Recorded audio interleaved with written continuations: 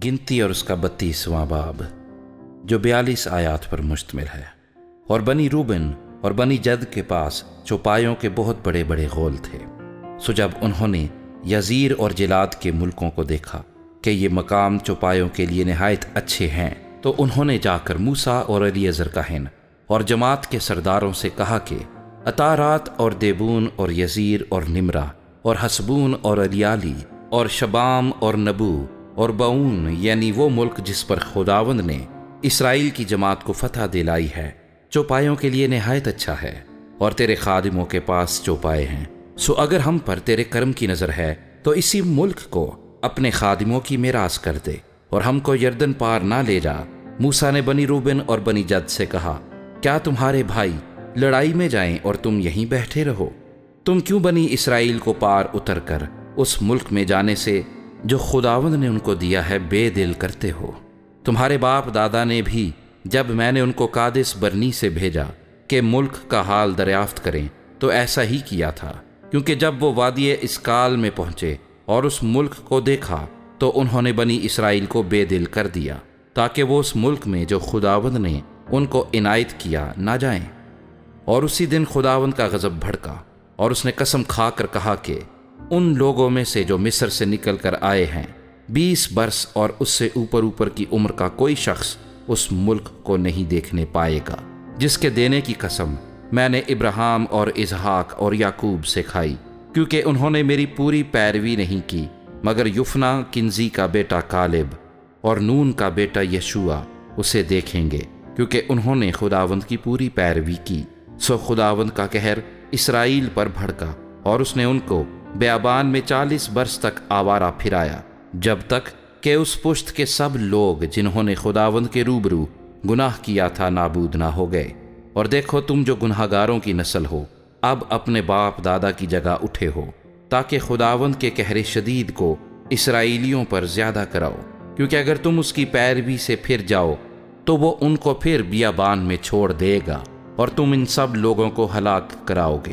तब वो उसके नज़दीक आकर कहने लगे कि हम अपने चौपायों के लिए यहाँ भेड़ साले और अपने बाल बच्चों के लिए शहर बनाएंगे, पर हम खुद हथियार बांधे हुए तैयार रहेंगे कि बनी इसराइल के आगे आगे चलें, जब तक कि उनको उनकी जगह तक ना पहुँचा दें। और हमारे बाल बच्चे इस मुल्क के बाशिंदों के सबब से फसीलदार शहरों में रहेंगे, और हम अपने घरों को फिर वापस नहीं आएंगे जब तक बनी इसराइल का एक एक आदमी अपनी मिरास का मालिक ना हो जाए, और हम उनमें शामिल होकर यर्दन के उस पार या उससे आगे मिरास ना लेंगे, क्योंकि हमारी मिरास यर्दन के इस पार मशरिक की तरफ हमको मिल गई।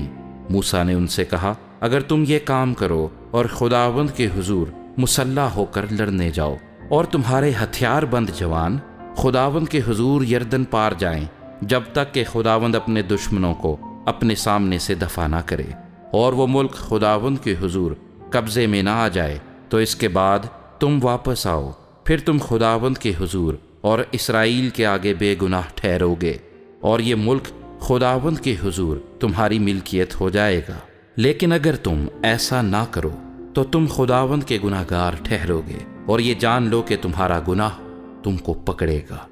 सो तुम अपने बाल बच्चों के लिए शहर और अपनी भेड़ बकरियों के लिए भेड़ साले बनाओ, जो तुम्हारे मुंह से निकला है वही करो। तब बनी जद और बनी रूबन ने मूसा से कहा कि तेरे खादिम जैसा हमारे मालिक का हुक्म है वैसा ही करेंगे।